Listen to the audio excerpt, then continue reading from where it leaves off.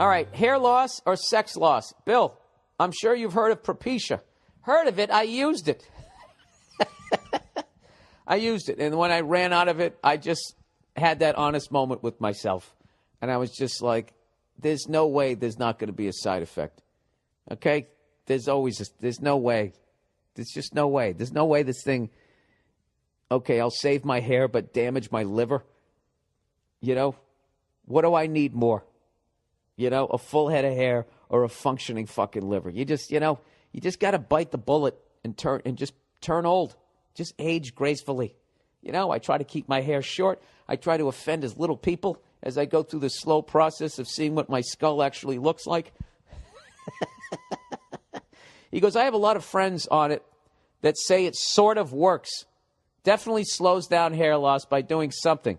However, apparently the drawbacks is no boner. Oh, is that? I don't know either way on that one. That's some barroom stuff. I think that can happen to some people. I have no fucking idea. He said, so do you choose hair to get sex or choose no hair, which might mean no sex? Is this some sort of sick joke by the pharmaceutical companies? No, you're fighting nature. Listen, dude, I'll tell you right now. All right? There's women out there that think a shaved head is sexy. Not all of them, but there's enough. All right? There's enough out there that you can keep going out banging women. You know? Some women find a shaved head fucking, they like it. Turns them on. So, listen, this is the great thing about women is they can see beyond what you look like. Okay? If you come in there and you got a little swagger and you're funny and you're fucking, shaved head shows confidence, dude. You're like, fuck it. Preemptive strike.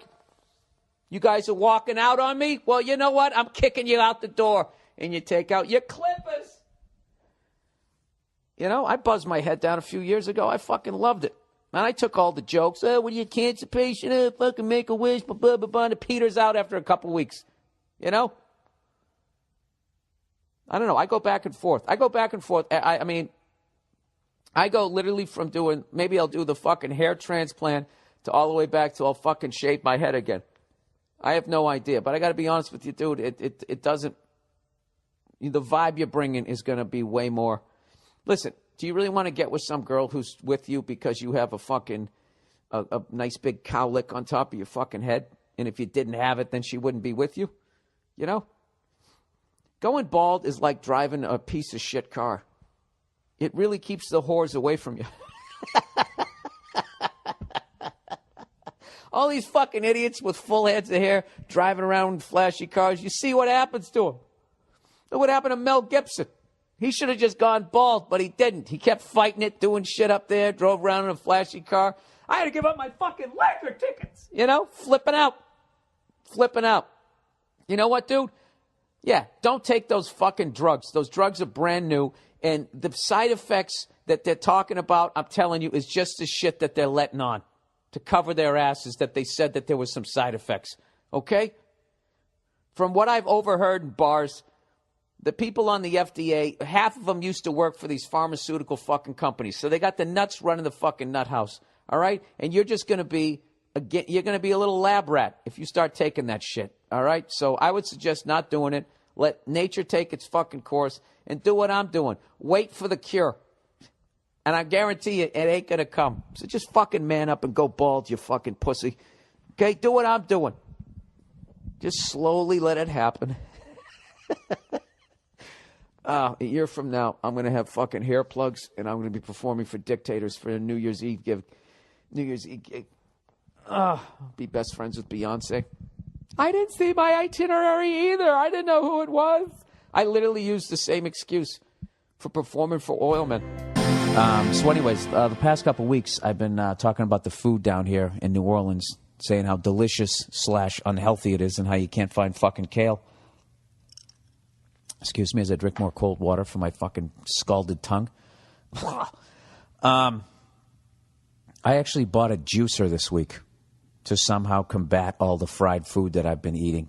And I started drinking that shit that guy in Fat, dead, and kind of sick, whatever the fuck it's called. Fat, sick, and nearly dead.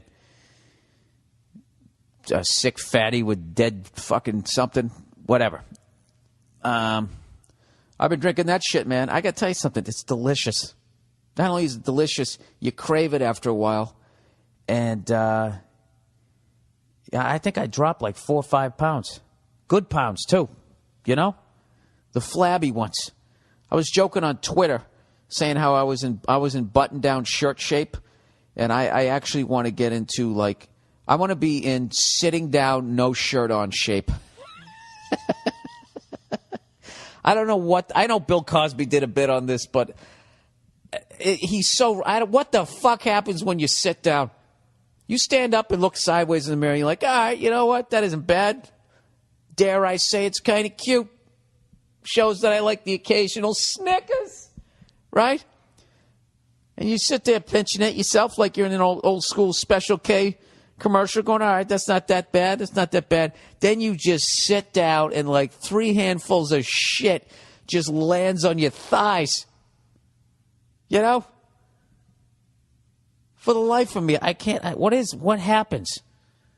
Do your hip bones move up to your fucking man tits and everything just gets blown out? I have no idea. But sitting down without a shirt on, you know, that's the truest moment of your fucking physique that you're going to see all day. Stop standing up, sucking in your gut.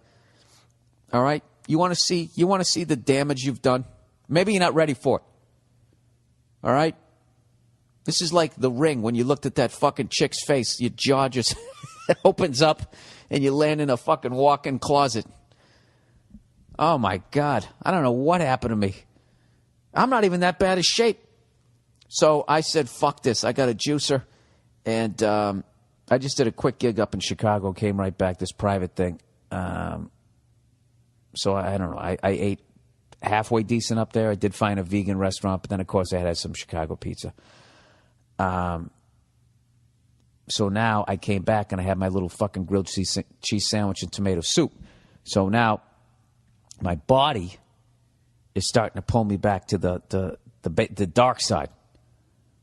And that's what I've really learned about trying to stay in shape. It's all about keeping your brain out in front of your body. Keeping your fucking wits about you. Like this shit, it's like food. You know, when they say food is a drug, I didn't believe them, but I'm totally convinced of it now. It's like when you're eating bad, when you just go on like a 3-month bender of just eating bad, and in your head like, oh, God, I got to stop. Oh, I want a fucking cheeseburger. And you just keep going, and then that makes you want cookies and all that type of shit.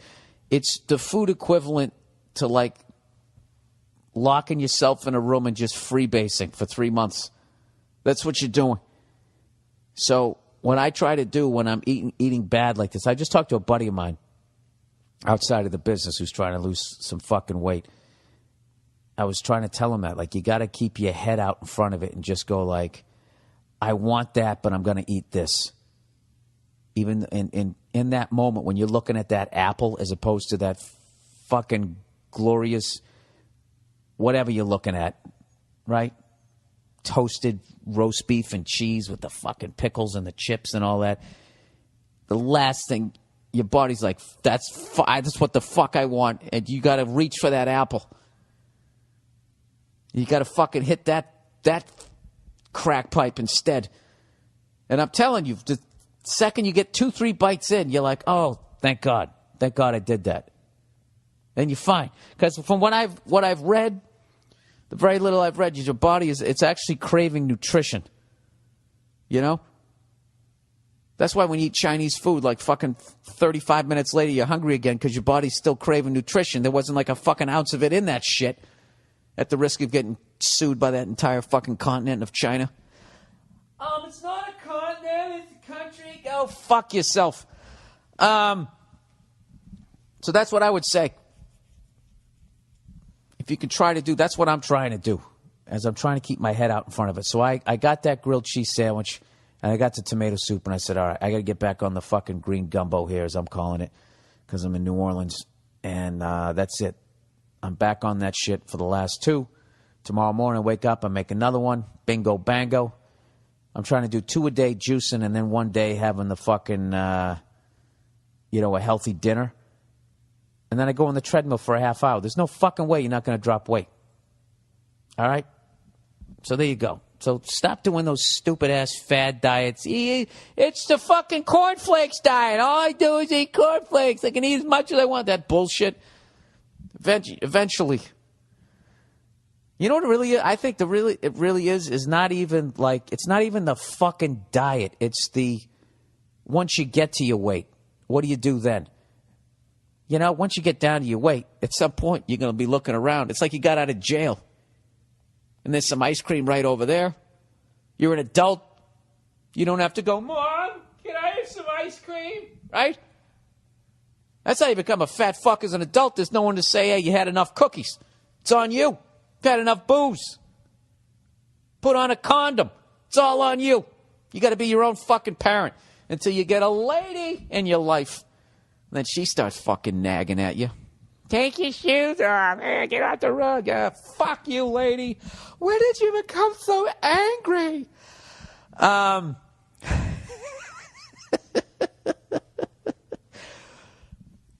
So that would be my advice. When you're just on, if right now, if you listen to this shit and you're on a bad fucking road, I'm telling you, one of these days in the future, you're going to wake up. You're going to be sitting down on the side of your bed. You're going to glance into a mirror, and you're going to be like, what the fuck? What have I done to myself? You're going to stand up real quick. You're going to try to suck it in and try to deny the truth that you just saw. You hear that? That's the steam engine coming back on the fucking racist genocide 101. The fuck am I? Yeah, just make yourself eat an apple or just eat a fucking salad. You gotta turn the boat around. That's what I'm trying to do. I gotta do it. I fucking went back up to like almost $1.90, and now I'm back down to like the mid 170s. It's the fucking worst. Just trying to lose like 15 pounds is the fucking worst. I can't imagine people who gotta lose more than that. So you know, I don't know how this became more of a weight loss podcast. But I think it's working, though. This guy actually sent me a letter. He said, podcast success story. Dear Wilbur, you, sir, are a god amongst men. Ah, Jesus, I wish that was true.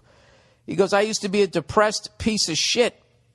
You're typical, the world is against me, nobody likes me, nobody wants me, fucking moron. That's who I was. But your advice on stepping back and making fun of every negative annotation I have, is that a word? Did he write that? Did he type that correctly, or am I a more annotation? I don't know. Not to make you depressed again. I don't know how to spell.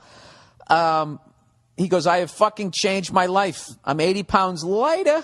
I got a great girl, and I've gotten two promotions. You're a comedian. You're not obligated to be Oprah or Maury, but you still make a difference. Thank you, sir, for knocking me back into cohesion. You probably make 20 times more than me. I doubt that, sir, with your 2 big promotions there. But I owe you a drink next time I see you if you're in Canada or Beantown. So you stay classy, sir. Ah, that's great. Good for you, sir. Look at that. He turned it around. Somehow my negative, whatever the fuck, my shaming, my fat shame, my for shame has been working. All right, enough about that shit. So that's what I'm doing. I'm drinking I'm doing that fat, sick, and nearly dead juicing thing, and it's like all green stuff. It's kale, celery, a couple of handfuls of parsley, cucumber, zucchini, and then a lime in to take the bitterness out. And I got to tell you, it's fucking delicious. I love it. And I don't know. I think I'm going to incorporate this in every couple of months. Just go back to that. Well, I'll just juice for like 4 or 5 days, just so I stay out in front of it. Just so I don't have to sit down one day and have that fucking beach ball. I got a thing on my button-down shirts. It's the third button down. When that button starts to look like it's doing the iron cross between both sides of my shirt, that's when I'm like, you fucking jerk off. All right? And then what happens is I lay off the beer, and then I just start slamming whiskey. Like, that's my initial, we've begun our initial descent into dieting, is I go from drinking pale ales to whiskey. I really am a freckled mess.